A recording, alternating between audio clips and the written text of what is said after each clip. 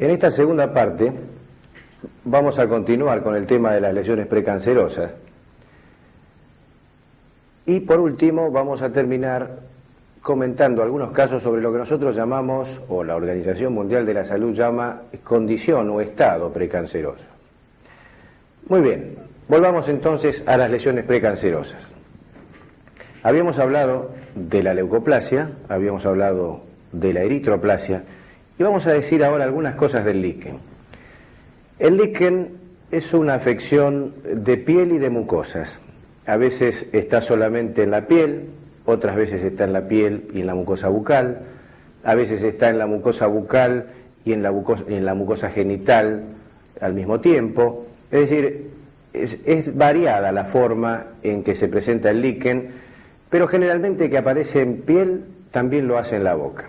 Porque es importante entonces manejarlo, porque esta entidad que aparece en la boca es factible que nosotros podamos verla en el consultorio y obviamente, como dijimos en el capítulo anterior, es ese el momento en que nosotros estamos haciendo prevención, ya que el líquen está considerado una lesión precancerosa, fundamentalmente los líquenes atípicos, como vamos a ver después.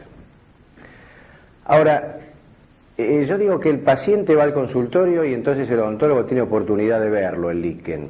¿Por qué? ¿Duele? ¿No duele? ¿El paciente va porque le duele y consulta porque tiene eso en la mucosa o el odontólogo lo descubre de casualidad? Veamos cómo es el asunto. Existen dos tipos de líquenes desde el punto de vista clínico. Este líquen que estamos viendo, con ese aspecto de red, son lesiones maculares que no se desprenden por raspado y que tienen ese aspecto así de red, a veces en forma anular, a veces de líneas, a veces en forma de helechos.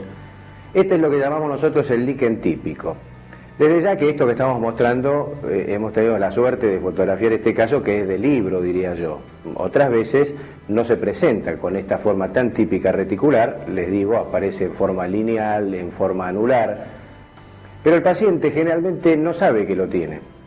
Tal es así que no viene a la consulta por eso, a lo mejor viene a la consulta por cualquier problema dentario y nosotros encontramos esto. Entonces, ¿qué hacemos cuando nosotros vemos una lesión de este tipo? ¿Qué hacemos? ¿Le decimos al paciente? ¿No le decimos? Primero, hagamos un buen diagnóstico. Reconozcamos esa lesión como un líquen, es decir, de ninguna manera con este aspecto reticular o lineal podemos confundirlo con otra lesión blanca, como habíamos visto antes. Y de acuerdo a los síntomas que evidentemente podemos ver, síntomas objetivos, es decir, presencia de erosiones, presencia de ampollas, si esos signos no están presentes y vemos solamente un líquen típico, como lo llamamos, yo diría que no le digamos al paciente ni le demos mucha trascendencia al tema, porque muchas veces a partir de ahí aparece lo que se llama la oncofobia. Aunque otras veces, cuando el paciente concurre a la consulta, ya concurre por su cuenta, porque le duele, como vamos a ver después. Entonces es ahí cuando estamos en presencia de los líquenes atípicos. Vamos a ver otro líquen típico. Fíjense esta forma reticular, de forma lineal. En este caso estamos viendo las lesiones que produce el líquen en la piel. Son lesiones papulares, brillantes, que pican mucho y que como odontólogos posiblemente podemos preguntarle al paciente que tiene una lesión bucal que nos parece que es líquen, si a lo mejor en los brazos o alrededor de donde usa el reloj aparecen estas papulitas que pican mucho.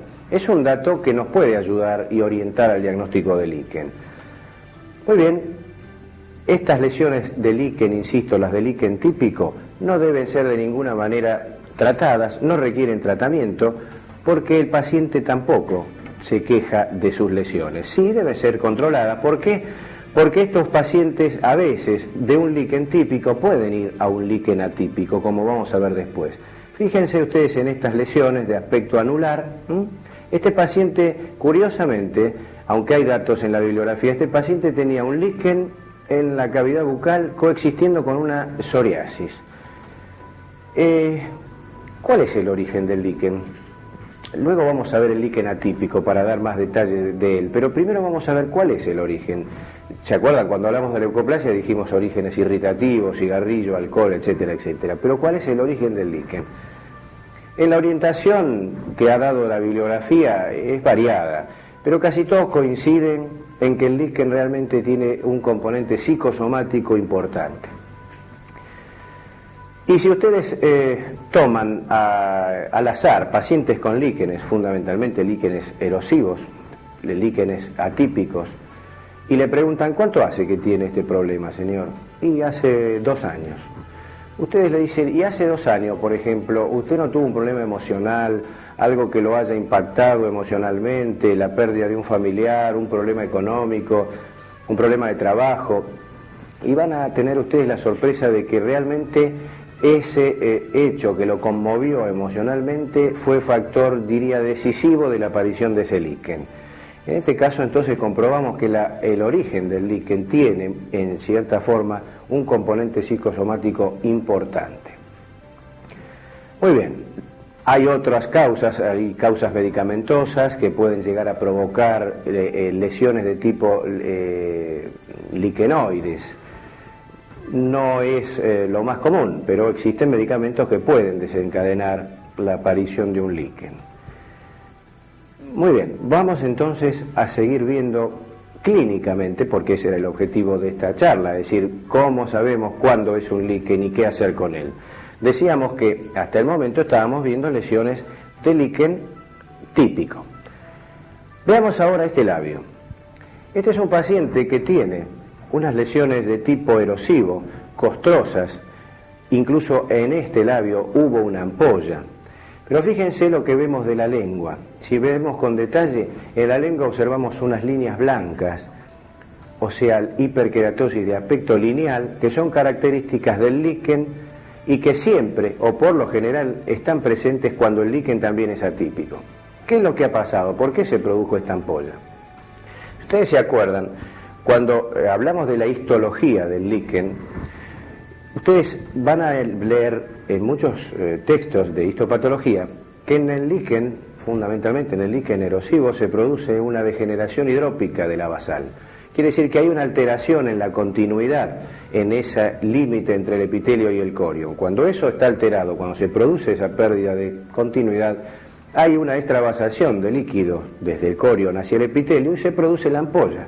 Entonces por eso aparecen los líquenes ampollares clínicamente, que en la boca, ustedes saben, la ampolla dura muy poco tiempo por el traumatismo y luego se produce la erosión. Entonces estamos en presencia de esas variantes de líquenes que llamamos atípicos, ampollares, erosivos, como estamos viendo en este labio, o como estamos viendo ahora en este otro paciente, un líquen ampollar. Fíjense esa lesión extensa en donde existe todavía parte del techo de la ampolla y esas líneas blancas que coexisten con esta lesión ampollar del carrillo. Estas son lesiones que llevan al paciente a la consulta. Ellos van por su cuenta a consultar. No es como el caso del líquen típico que no sabe que lo tiene y uno lo descubre de casualidad. Estas son lesiones importantes y estas son lesiones que se transforman en cáncer. ¿En qué porcentaje se transforma en cáncer el líquen? Los autores difieren. Hay autores que hablan de un 0,3, un 1%, un 2%, hasta trabajos de Grispan, por ejemplo, que hablan hasta de un 11% de transformación carcinomatosa. Fíjense esta paciente que estamos mostrando ahora con una lesión blanca en la lengua de aspecto hiperqueratótico, esa es otra de las formas de los líquenes atípicos, con una lesión vegetante en el medio de la parte dorsal de la lengua. Esto se trata de un líquen atípico que también tenía lesiones, esta paciente, en cuero cabelludo, en las uñas, y en el interrogatorio nos enteramos de que este paciente es una paciente alcohólica, es un paciente que tiene su marido postrado en silla de ruedas, es decir, es una paciente que tiene emocionalmente un desequilibrio que la ha llevado a desarrollar este líquen.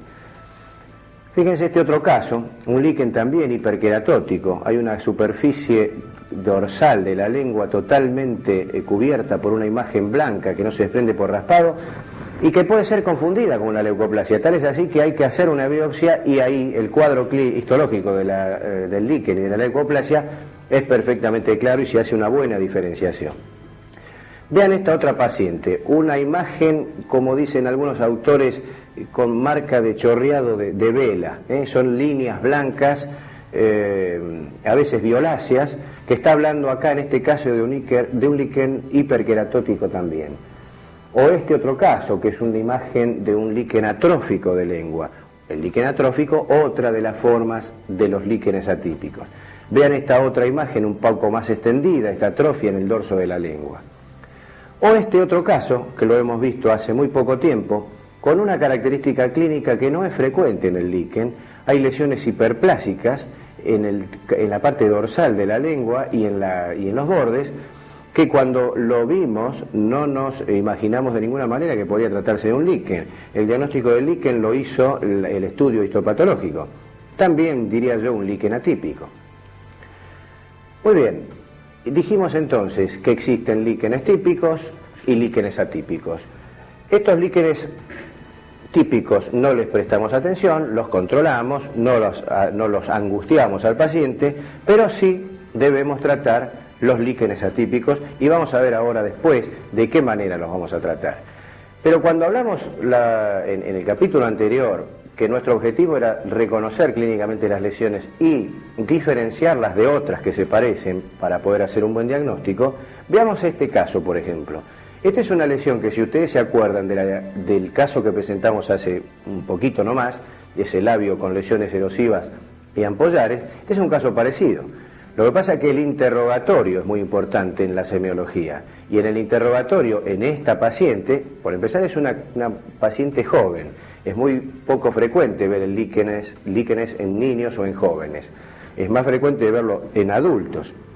Esta paciente, ustedes están viendo un labio que también tiene erosiones y costras. Pues bueno, esto es un herpes simple. Esta es una lesión herpética que la traemos como diagnóstico diferencial de un líquen erosivo de labio, que el interrogatorio del paciente, el tiempo de evolución, las características clínicas nos hacen hacer un correcto diagnóstico diferencial.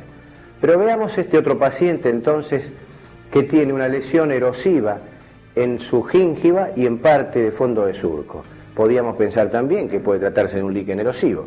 Sin embargo, esto formaba parte de un cuadro de pénfigo. Como en este otro caso, en donde vemos también lesiones ampollares extensas en el paladar que constituyen justamente un caso de pénfigo.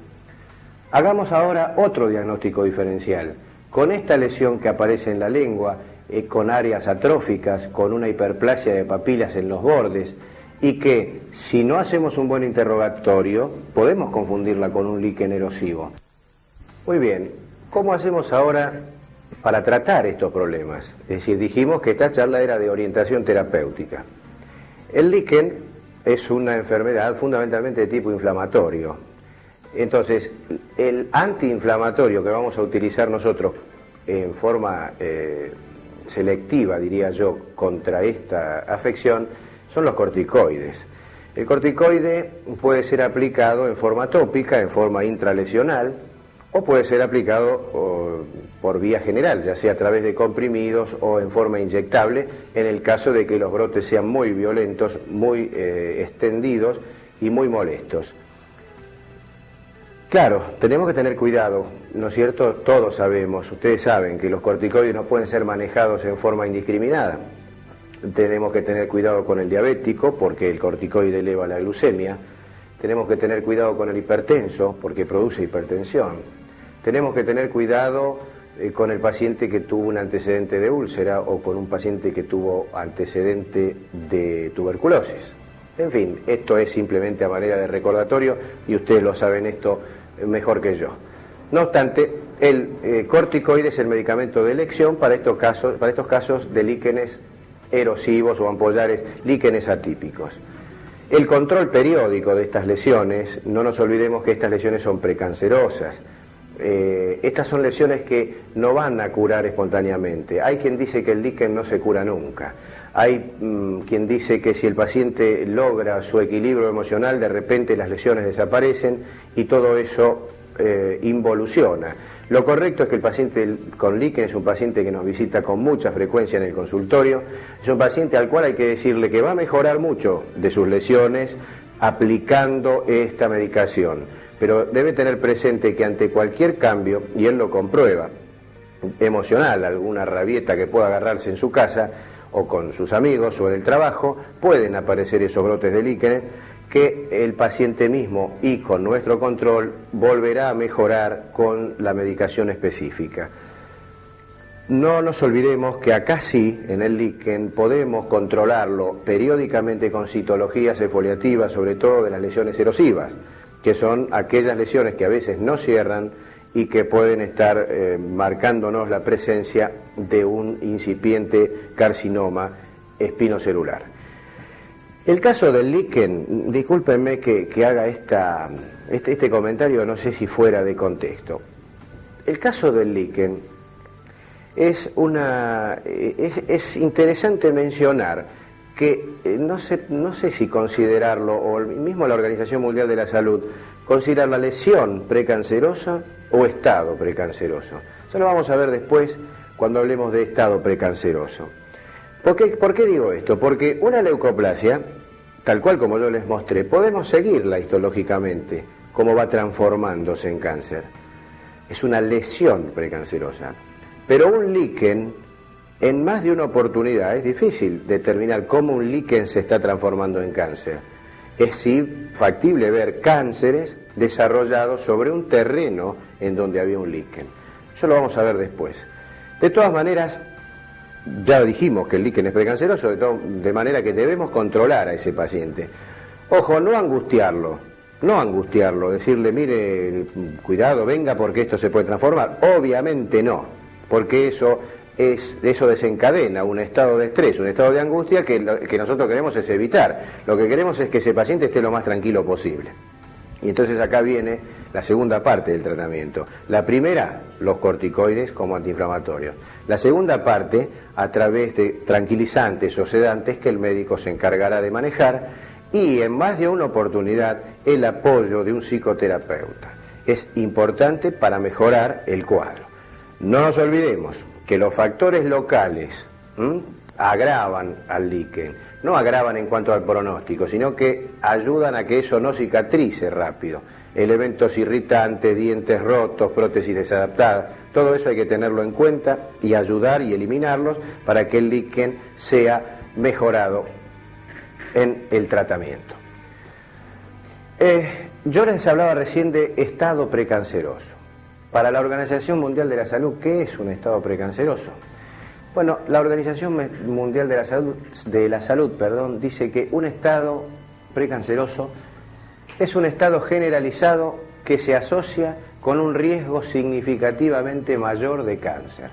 ¿Qué quiere decir eso? Que hay pacientes que por ese estado que tienen pueden llegar a tener cáncer, a diferencia de otros pacientes que no están sometidos a esos riesgos. ¿Y cuáles son esos riesgos o cuáles son esos estados? La Organización Mundial de la Salud habla de la sífilis, del síndrome de Plummer-Vinson, recuerden la anemia ferropénica, de la fibrosis submucosa, del hidroarsenicismo crónico regional endémico o ACRE, el tabaco, el alcohol. ¿Qué podemos decir de la sífilis? En el capítulo anterior dijimos que íbamos a hablar algunas palabras respecto de la sífilis. Y dijimos que ustedes saben que en el periodo secundario, o sea, cuando el treponema atravesó la barrera ganglionar y se diseminó en sangre, es frecuente que ese treponema se localice con abundante número en órganos móviles, por ejemplo la lengua.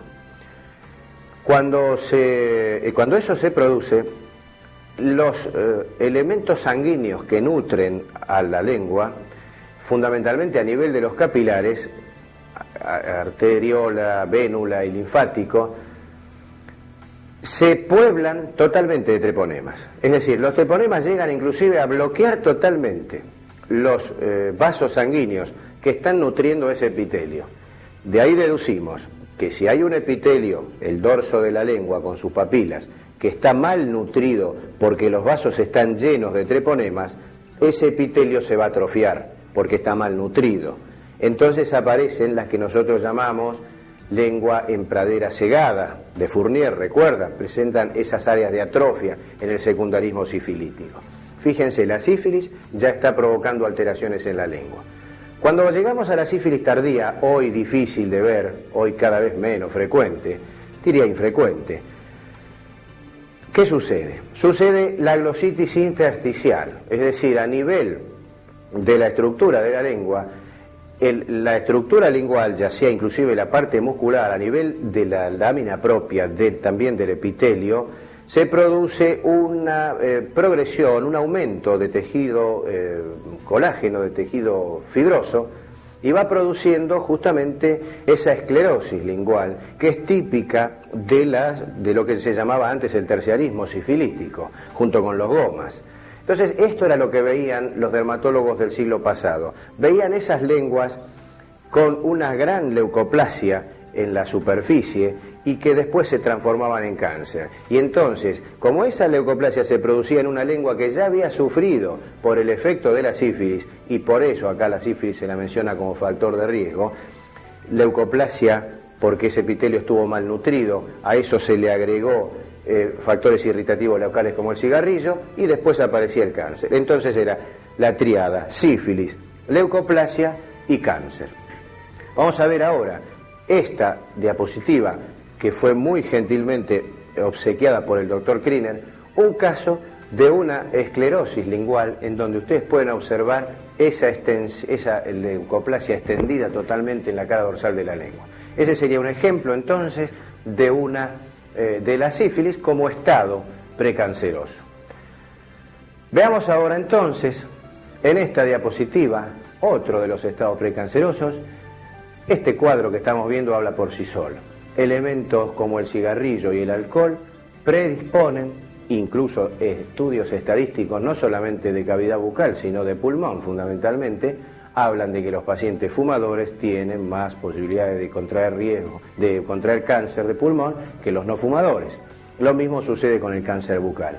Elementos entonces, el cigarrillo y el alcohol, hacen que esos pacientes tengan un estado de riesgo mayor que aquellos que no consumen. Veamos esto que aparece acá en la mano, lesiones melánicas y lesiones queratóxicas, lo mismo que en esta planta del pie. ¿Qué es esto? Esto es el hidroarsenicismo crónico regional endémico, o ACRE. Es un estado también precanceroso. En la República Argentina hay zonas, en Santiago del Estero y en Córdoba, en donde el agua tiene una proporción de arsénico mayor que el normal y que produce este tipo de lesiones. Y curiosamente, las estadísticas muestran, por ejemplo en el caso de Córdoba, que en esa zona en donde aparece el ACRE, los pacientes mueren más por causa de cáncer que por causa de otra enfermedad. Quiere decir que ahí la incidencia de cáncer es mayor, lo que está hablando que la presencia del hidroarsenicismo crónico regional endémico sea la causa, o sea, condición precancerosa para que ahí se desarrolle el cáncer. Y las estadísticas lo demuestran. Muy bien, vamos a ver ahora lo que nosotros decimos que lesiones que merecen ser controladas porque presentan riesgo. En este cuadro vamos a hablar de el líquen, al cual ya habíamos visto, de la queilitis crónica, de la úlcera traumática y de la hiperplasia paraprotética. Respecto del líquen, ya lo dijimos que inclusive hasta podríamos considerarlo un estado precanceroso. Y no caben dudas, porque las estadísticas sí lo demuestran, son lesiones precancerosas. ¿Qué podemos decir de las queilitis crónicas? Las queilitis, como ustedes saben, son las inflamaciones de los labios. Y fíjense, estos labios que ustedes pueden ver con frecuencia en pacientes y en parientes inclusive. Gente que ha trabajado durante mucho tiempo al sol, que han estado expuestos a esa agresión actínica, sobre todo en el labio inferior, y aparecen estos labios en donde los límites normales entre la piel, la semimucosa y la mucosa prácticamente están perdidos. Son labios que no tienen tonismo y que presentan en más de una oportunidad lesiones leucoplásicas en la semimucosa. Como pueden observar ustedes en este labio, al que se está prácticamente separando para observar mejor los detalles en donde ni aún así se observan los límites normales entre semimucosa, mucosa y piel. Estas son lesiones, estas queilitis crónicas. Sobre estas lesiones puede desarrollarse un carcinoma in situ e inclusive un carcinoma espinocelular invasor. Estas son lesiones que los pacientes se quejan e incluso a veces ni consultan. Ellos solos se desprenden esa cascarita que aparece en el labio, que después vuelve otra vez a aparecer, van a la farmacia, el farmacéutico les receta alguna medicación que no es controlada por el médico, ellos se automedican y así sigue la evolución, estas queilitis, hasta que por fin un gran porcentaje de casos se transforma en cáncer. Veamos ahora esto. Esta señora tiene una lesión en el borde de la lengua que es clínicamente una úlcera. Es una úlcera que nosotros llamamos úlcera traumática. Fíjense en esta otra mujer también, una pérdida de sustancia importante, úlcera traumática. En este caso fíjense que hay como un halo blanquecino que rodea a la úlcera, de tipo leucoplasiforme. Qué importante es este tema de las úlceras traumáticas, porque sobre todo los pacientes que usan prótesis, en más de una oportunidad, ese tipo de úlceras se producen en el borde posterior de la lengua. Y a veces nosotros, por rutina, no la revisamos. Es decir, a veces se nos tapa. A veces inclusive la prótesis se está tapando. Una prótesis completa está tapando ese sector posterior. De ahí que es importante que cuando nosotros revisemos toda la mucosa, tomemos la punta de la lengua con una gasa y extendamos bien de un lado para otro y miremos bien los bordes, que es una de las zonas donde mayor frecuencia se ve estas úlceras traumáticas. Y pasan desapercibidas porque el paciente tampoco viene a la consulta por eso, porque a veces no duele. Entonces, ¿qué hacer ante una úlcera traumática o ante lo que nosotros clínicamente diagnosticamos como una úlcera traumática? En primer lugar, por supuesto, hacer una buena inspección, localizar que existe la úlcera. Ver qué características tiene. Generalmente tiene los bordes elevados. Pero hagamos siempre la palpación para determinar si hay induración o no de la base. Un dato importante, como habíamos visto antes, para pensar si existe infiltrado en esa base que nos puede hacer sospechar la presencia de un carcinoma. ¿Qué hacer? Si nosotros vemos que es una úlcera traumática, veamos primero cuál es la causa local que la puede producir. Se muerde a lo mejor porque el aparato está mal confeccionado. Tiene un resto radicular que está irritando el borde de la lengua, tiene una amalgama que lo está lastimando. Bueno, eliminemos los focos locales irritativos y le decimos al paciente, vaya y venga dentro de una semana. Si el paciente dentro de una semana viene y nosotros hicimos bien esa eliminación de factores locales y esa era la causa de esta úlcera traumática, muy bien. Esa imagen clínica que habíamos visto 7 días antes tiene que haber cambiado, tiene que haberse reducido y con tendencia a aparecer. Entonces nos quedamos quietos, no necesitamos hacerle una biopsia, porque esto está involucionando solito. Si nosotros hicimos todo ese trabajo, eliminamos los factores locales, el paciente viene a los 7 días, igual tiene la úlcera, está exactamente igual que 7 días atrás, ¿qué hacemos? Hagamos una biopsia, pero hagamos una biopsia de los bordes de la lesión, no la hagamos de la úlcera porque sabemos que ahí hay tejido necrótico y cuando eso aparezca en el microscopio el patólogo va a decir, che, hagan otra biopsia porque acá no se ve nada, esto está todo necrótico, entonces perdimos una semana de tiempo, hagamos la biopsia de los bordes de la úlcera. ¿Qué puede pasar?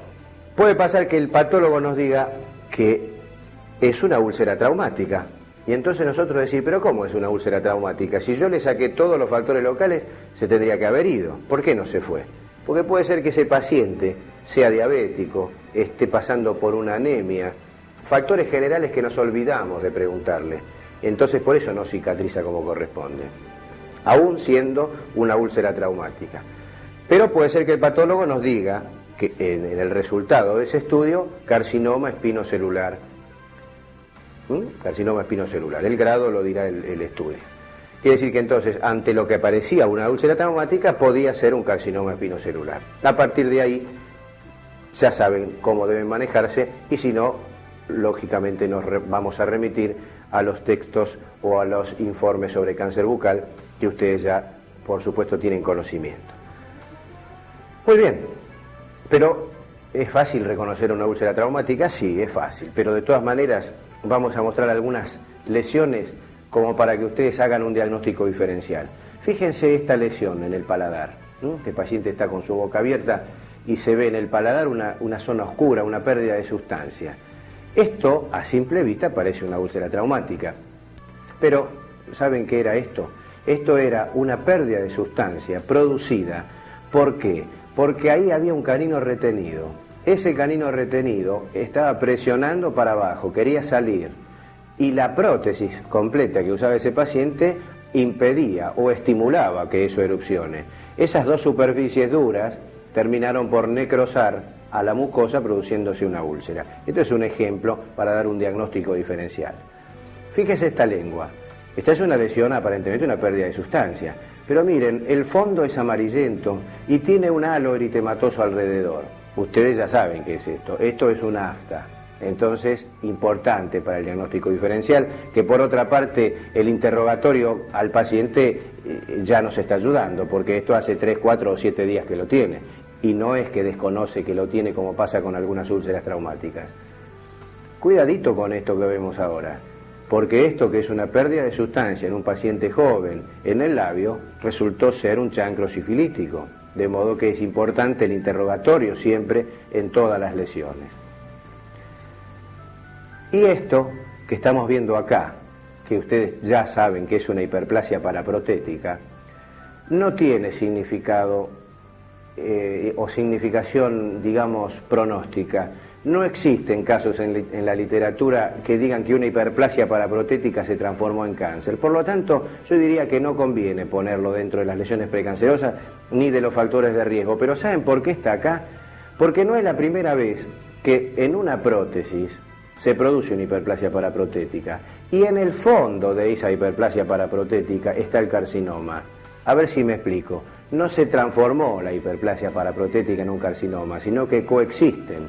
Entonces uno puede ser que pase desapercibido y no se haga el diagnóstico correcto. Hemos querido hacer, a través de este comentario, de estas presentaciones, hemos querido llegar a ustedes, dijimos, a mis colegas de práctica general, a los clínicos, a los otorrinos, para mostrarles que realmente estas lesiones existen. Estas lesiones han circulado por los consultorios. Estos son pacientes que hemos atendido nosotros, derivados por otros colegas. De manera que no es irreal. Estas son lesiones que existen en pacientes que deambulan, a veces sin síntomas, y a veces con automedicaciones, y a veces con tratamientos, tratamientos que no tienen éxito porque los diagnósticos que se han realizado fueron equivocados. Entonces, esto me trae siempre el recuerdo de esta imagen que estamos viendo ahora, que es una imagen inconclusa. Miguel Ángel, el del David, le gustaba la escultura. Evidentemente su mayor placer lo sentía con la escultura. Estaba haciendo esta obra, varias de estas obras, cuando lo llamaron para pintar la Capilla Sixtina. Y dejó estas obras que se llaman las obras inconclusas de Miguel Ángel. Me tomé el atrevimiento de poner esta imagen y de mostrarle al mismo tiempo estas otras imágenes que ustedes están viendo en este labio, una imagen exofítica, este otro labio con una imagen exofítica con una base indurada, este otro labio que ustedes pueden ver una lesión extendida. Estos son todos carcinomas, estos son todos cánceres. Este otro labio de un paciente que ha venido de Bariloche, al que se lo ha encontrado prácticamente con una lesión totalmente desarrollada sobre un terreno leucoplásico. Esta otra imagen de un cáncer de reborde tapado por una prótesis. Esta otra lesión, fíjense en la lengua, rodeada de leucoplasia, lesión precancerosa, pero que también ya es cáncer. O esta otra, este otro carcinoma de lengua, como muchos más que no pertenecen a esta charla y que me tomé el atrevimiento de traerla. ¿Por qué? Porque a esto que acabo de mostrar ahora, al final, es donde no tenemos que llegar. Nosotros tenemos que trabajar en aquel nivel de prevención, conociendo las otras, las lesiones que pueden llegar a esto y que conociéndolas perfectamente debemos tratarla y eliminarla.